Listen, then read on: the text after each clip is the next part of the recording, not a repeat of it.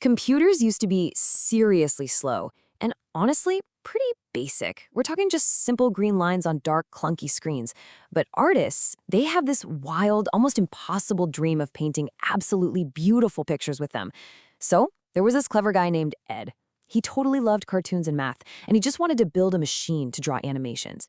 A lot of the experts back then thought his big idea was pretty ridiculous, but Ed didn't care. He went to work for a famous movie maker and started this small computer group to test out his new ideas. They built these special machines to draw shapes super fast.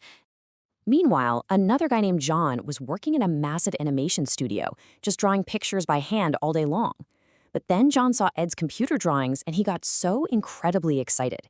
See, John realized that computers could actually move a camera around in deep space. Moving a camera in digital space is kind of like flying a drone through a room, which is completely different from just staring at a flat painting on a piece of paper. He knew this shiny new tool would change movies forever. But the big animation studio, they really disliked John's crazy ideas. They just wanted to keep drawing on paper by hand the old way. So they actually fired John for pushing the new tools. John felt pretty crushed about getting let go, but he totally didn't give up. He packed up and joined Ed's small computer group right away. The two of them teamed up, bringing this little misfit group together, and they decided to just start making tiny short films. Of course, this small group needed money to actually build their machines. Enter a famous computer boss named Steve, who swooped in and bought the group.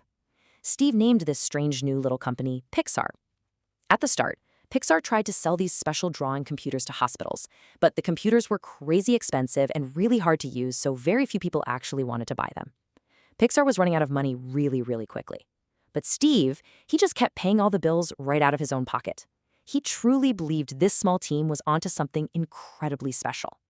To keep things moving, John started making these short, highly entertaining movies just to show off what the computers could do.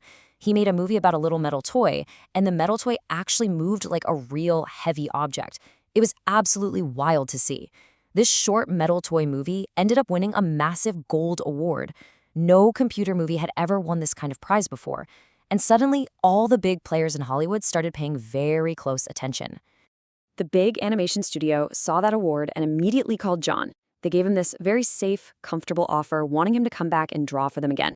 But John completely refused. He wanted to stay right there with Pixar. Instead, the big studio came back with a huge, kind of terrifying deal. They offered to pay Pixar to make a whole entire computer movie. Pixar agreed to it. They felt totally scared out of their minds, but also incredibly excited. Now, Pixar had to actually write a huge story for the movie. They cleverly decided to make a movie about toys. See, toys were super easy for those early computers to draw. The machines were absolutely perfect at drawing smooth, shiny plastic parts, but they were completely terrible at drawing soft human hair. So, writing a giant story specifically about easy-to-draw plastic toys was just a brilliant, highly practical choice. The team started writing a script all about a cowboy toy, but the big studio bosses stepped in, demanding the cowboy be a really mean and cruel character. They thought nice characters were just totally boring for kids. Pixar listened to the bosses and made the cowboy pretty awful, but the writers felt terrible, heavy guilt over this mean choice. They stayed up working long nights, just agonizing and desperately trying to fix the story. Then came the day they had to show a small test to the bosses. This test day became known as Black Friday, and man, it was a totally dark day for the small company. The bosses sat there, watched the cruel cowboy test on a screen, and absolutely hated it. They called the movie terrible and ordered Pixar to stop working immediately. The Pixar team felt totally crushed, but John desperately begged the bosses for a tiny bit more time. And finally, the bosses gave them one last chance. John and his friends basically locked themselves away in a room. They completely threw away that awful, angry script and started over from scratch. They decided to make the cowboy a loving friend instead. When they finally showed the new, friendly story to those strict bosses, the bosses actually smiled. They laughed at the new test. And just like that, they gave Pixar the green light to continue. Pixar really had to build the whole big movie now, and the pressure was totally on. They started hiring all these smart computer builders and hilarious artists. Almost overnight, that small, quiet team basically exploded into this big, loud, messy family of coders and creators. To kick things off, the artist drew endless piles of pictures on white paper. These flat pictures showed the whole story step by step. This massive board of pictures was basically their movie map. Then the computer builders made this special program for the toy characters that added tiny digital strings to the toy joints. These digital strings acted exactly like an invisible, high-tech marionette puppet.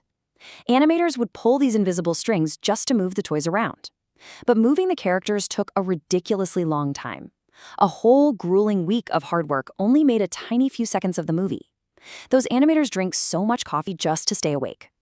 While they were animating, voice actors came to a totally quiet room to speak their lines. A super famous actor played the friendly cowboy toy, and another really funny actor played the loud Space Ranger toy.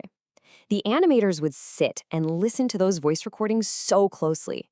They meticulously matched the plastic mouths to the audio, making the digital toys move their lips perfectly. It looked exactly like the plastic toys were really talking. Then came the coloring. The computers had to color every single frame in this painfully slow process called rendering.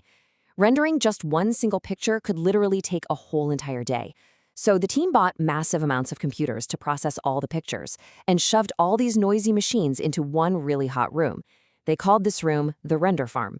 It felt kind of like a giant sweating digital oven, just slowly baking thousands of pictures all at once. Because that room was so incredibly hot, sometimes those roasting computers would just break down and completely stop working.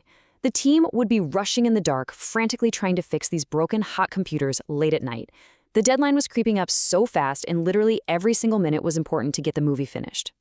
To make everything look real, the movie required special digital lights. The artists went in and placed these invisible suns and glowing lamps deep inside the computer world.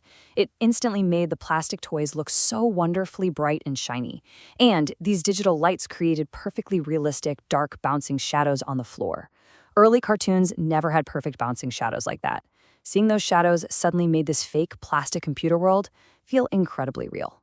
The artists also had this really playful idea. They added tiny dirty spots and scratches to the toys. They realized that perfectly clean toys just look totally fake to human eyes. So by intentionally adding all that dirt and those tiny scratches, it gave the toys a history.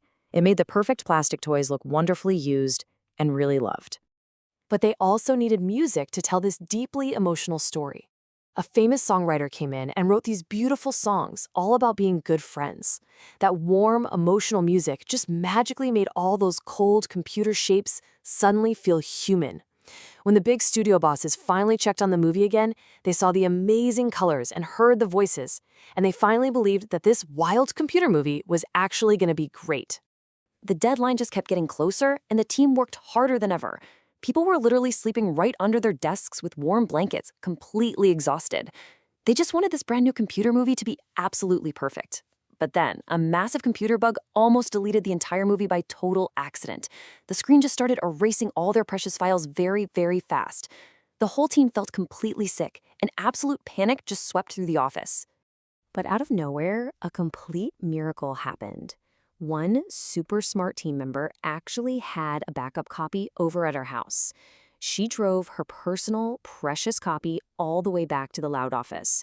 She single-handedly saved the whole movie from being lost forever. With the files rescued, they finally finished coloring the very last frame. They put all those frames together on a film reel, and that impossibly long, hard work was finally done at last. The movie was finally ready to show to the world, but man, the team was incredibly nervous about the big premiere night. They really did not know if normal people would even care about these bright computer colors. But then the movie started playing in big, dark theaters all across the country. Families bought their tickets, sat down with their popcorn, and that huge dark screen just lit up. And you know what? The audience completely laughed out loud at the funny Space Ranger. They even cried when the toys felt sad and lost. The computer pictures somehow made everyone feel real, warm emotions. The next morning, critics wrote the most amazing reviews in the big newspapers. They called the movie a beautiful magic trick and totally loved the smart story and the shiny art. The movie went on to make just a huge mountain of money, becoming the absolute most popular movie of the whole entire year. That massive success saved the small Pixar company from closing down. Steve took Pixar to the public stock market, and suddenly they had all this money to really grow. Meanwhile, the big animation studio was completely shocked. They suddenly realized computer drawing really was the future of movies, and the old way of hand drawing was starting to slowly fade away. Kids all over the world just desperately wanted to play with the characters. Stores instantly sold out of the Cowboy and Space Ranger figures, and it completely changed how toy companies even made toys. Ultimately, the movie proved that computers could tell deep, totally emotional stories. It showed everyone that technology was basically a new kind of pencil, and the heart of the story is what actually matters most. Very quickly, other big studios started building their own computers because they all wanted to make giant 3D movies just like Pixar. A massive new global industry was born very fast. And John? He ended up winning a special gold statue for making the movie. Standing up there, he thanked his hardworking team for believing in computers. This small group of dreamers had truly changed the world. Today, almost every single new cartoon is made with big computers. Those shiny tools just keep getting faster and so much better every year. But that original simple toy movie, it's still a beloved classic. The characters became these massive, famous cultural icons. They live on in big theme parks and so many fun sequels, leaving just this giant, lasting legacy. It's wild to think about, but true magic really does happen when the human heart finally meets new technology. Because tools will always change, but our need for great stories remains completely constant. It's just art. Art is what finally gives those cold, noisy machines a warm and lasting soul. It makes you wonder, with all the crazy new AI tools being built today, what kind of impossible stories are we going to be able to tell next? Anyway, if you loved exploring this with me, do me a huge favor, hit that like button, share this with a friend, and make sure to subscribe for more. See ya!